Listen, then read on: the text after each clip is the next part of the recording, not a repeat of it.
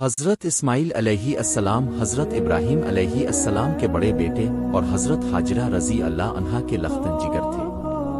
قرآن و حدیث میں حضرت اسماعیل علیہ السلام کو نہ صرف نبی اور رسول کے طور پر بیان کیا گیا ہے بلکہ ان کی زندگی کے کئی اہم پہلو مسلمانوں کے لیے سب ایثار اور اللہ کی رضا کے سامنے جھکنے کی روشن مثالیں ہیں۔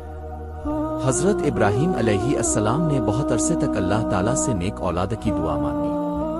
وہ بڑھاپے کو پہنچ چکے تھے مگر ان کی پہلی بیوی حضرت سارہ کے بطن سے اولاد نہیں ہوئی تھی۔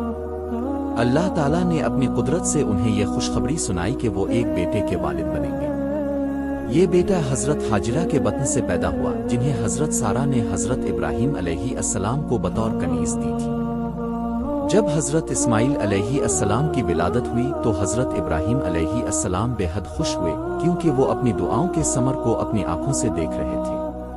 قرآن میں اللہ تعالیٰ فرماتا ہے، ہم نے انہیں ایک بردبار بیٹے کی خوشخبری دی۔ جب حضرت اسماعیل علیہ السلام پیدا ہوئے تو حضرت ابراہیم علیہ السلام بہت خوش ہوئے کیونکہ وہ بوڑھے ہو چکے تھے اور لمبے عرصے سے اللہ تعالیٰ سے نیک اولاد کی دعا مانگ رہے تھے۔ اللہ تعالیٰ نے ان کی دعا قبول فرمائی اور حضرت اسماعیل علیہ السلام کو عطا فرمایا۔ حضرت اسماعیل علیہ السلام کی پیدائش کے کچھ عرصے بعد اللہ تعالیٰ نے حضرت ابراہیم علیہ السلام کو حکم دیا کہ اپنی زوجہ حضرت حاجرہ علیہ السلام اور نومولود بیٹے حضرت اسماعیل علیہ السلام کو لے کر مکہ کی وادی میں چھوڑ آئیں۔ اس وقت مکہ مکرمہ ایک سنسان بنجر اور بے آب و گیا جگہ تھی، وہاں نہ کوئی درخت تھا، نہ پانی، نہ انسان۔ اللہ کے حکم پر حضرت ابراہیم علیہ السلام نے حضرت حاجرہ اور اپنے پیارے بیٹے اسماعیل کو اس وادی میں چھوڑا۔ جب وہ وہاں سے واپس جانے لگے تو حضرت حاجرہ نے حیران ہو کر پوچھا، اے ابراہیم، آپ ہمیں اس سنسان جگہ میں اکیلا چھوڑ کر کہاں جا رہے ہیں؟ یہاں نہ کوئی انسان ہے، نہ پانی، نہ سایہ۔ حضرت ابراہیم علیہ السلام خاموش رہے۔ آخرکار حضرت حاجرہ نے پوچھا، کیا اللہ تعالیٰ نے آپ کو ایسا کرنے کا حکم دیا ہے؟ حضرت ابراہیم علیہ السلام نے فرمایا، ہاں، اللہ تعالیٰ کا حکم ہے۔ یہ سن کر حضرت حاجرہ نے کامل ایمان کے ساتھ کہا، پھر اللہ ہمیں ضائع نہیں کرے گا۔ حضرت ابراہیم علیہ السلام جب واپس جانے لگے تو ایک پہاڑی پر کھڑے ہو کر دعا فرمائی، اے ہمارے رب، میں نے اپنی اولاد کو ایک ایسی وادی میں بسایا ہے جہاں کھیتی نہیں تاکہ وہ تیری عبادت قائم رکھیں۔ بس تو لوگوں کے دل ان کی طرف مائل کر اور انہیں پھلوں کی روزی عطا فرما تاکہ وہ شکر گزار بنے۔ چند دن گزرے تو پانی ختم ہو گیا۔ حضرت اسماعیل علیہ السلام پیاس سے تڑپنے لگے۔ حضرت حاجرہ بے تاب ہو کر پانی کی تلاش میں صفا پہاڑی پر چڑھ گئیں مگر وہاں کچھ نظر نہ آیا۔ پھر وہ مروہ پہاڑی پر دوڑیں، وہاں بھی کچھ نہ ملا۔ اسی طرح وہ 7 بار صفا اور مروہ کے درمیان دوڑیں۔ جب وہ واپس آئیں تو دیکھا کہ حضرت اسماعیل کے پاؤں کی ایڑی سے زمین پھٹ رہی ہے اور وہاں سے زمزم کا چشمہ پھوٹ رہا ہے۔ یہ اللہ تعالیٰ کا معجزہ تھا۔ حضرت حاجرہ نے فوراً پانی کو جمع کیا اور اس چشمے کے کنارے بس گئیں۔ وقت گزرتا گیا، قبیلہ جرہم وہاں سے گزرا۔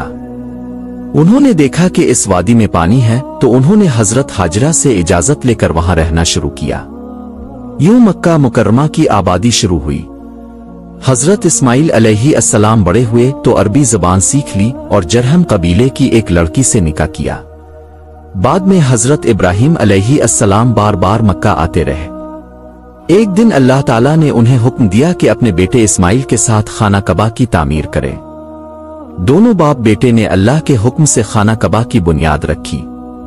جب دیواریں اونچی ہو گئیں تو حضرت اسماعیل پتھر لاتے اور حضرت ابراہیم ان کو دیوار میں لگاتے۔ اسی وقت وہ دعا کرتے، اے ہمارے رب، ہم سے یہ خدمت قبول فرما، بے شک تو ہی سننے والا اور جانے والا ہے۔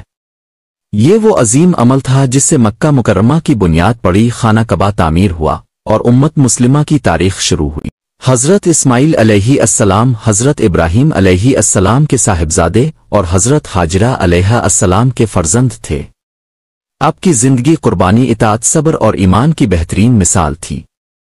جب آپ اور آپ کے والد محترم نے اللہ تعالیٰ کے حکم سے کعبۃ اللہ کی بنیاد رکھی تو وہ لمحہ تاخن انسانیت کا ایک مقدس ترین موقع۔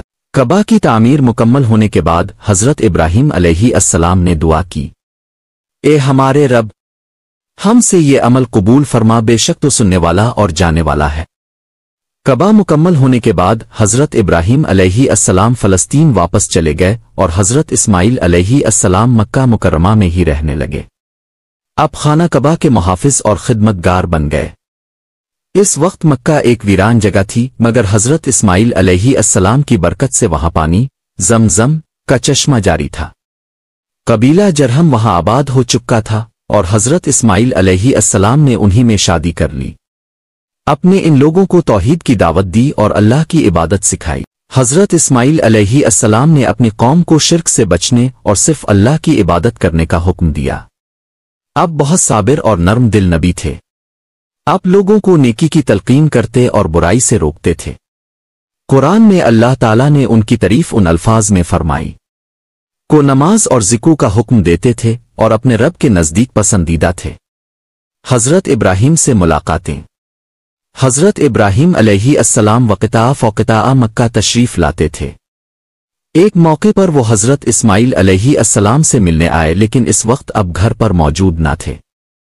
حضرت ابراہیم علیہ السلام نے آپ کی بیوی سے کچھ سوال کیے اور نصیحت کے طور پر فرمایا کہ دروازے کی چوکھٹ بدل دینا۔ حضرت اسماعیل علیہ السلام واپس آئے تو بیوی نے سارا واقعہ سنایا۔ آپ فوراً سمجھ گئے کہ یہ ان کے والد کی طرف سے اشارہ تھا کہ اپنی بیوی کو طلاق دے دو، کیونکہ وہ شکر گزار نہ تھی۔ بعد میں حضرت ابراہیم علیہ السلام دوبارہ تشریف لائے اور اس بار حضرت اسماعیل علیہ السلام کی دوسری بیوی سے ملاقات ہوئی، جو نیک اور شکر گزار عورت تھی۔ حضرت ابراہیم علیہ السلام خوش ہوئے اور دعا دی۔ کعبہ کی خدمت اور قربانی کی یاد۔ حضرت اسماعیل علیہ السلام اپنی زندگی کے آخری ایام تک کعبہ کی خدمت اور اللہ کی عبادت میں مصروف رہے۔ آپ ہر سال حج کے ایام میں قربانی کرتے تاکہ وہ عظیم یاد تازہ رہے جب اپنے اللہ کے حکم پر اپنی جان قربان کرنے کا عزم کیا تھا۔ حضرت اسماعیل علیہ السلام تقریباً 137 سال کی عمر میں وصال فرما گئے۔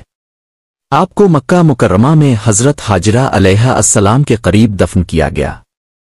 حضرت اسماعیل علیہ السلام کی زندگی قربانی، صبر اور اطاعت الہی کی روشن مثال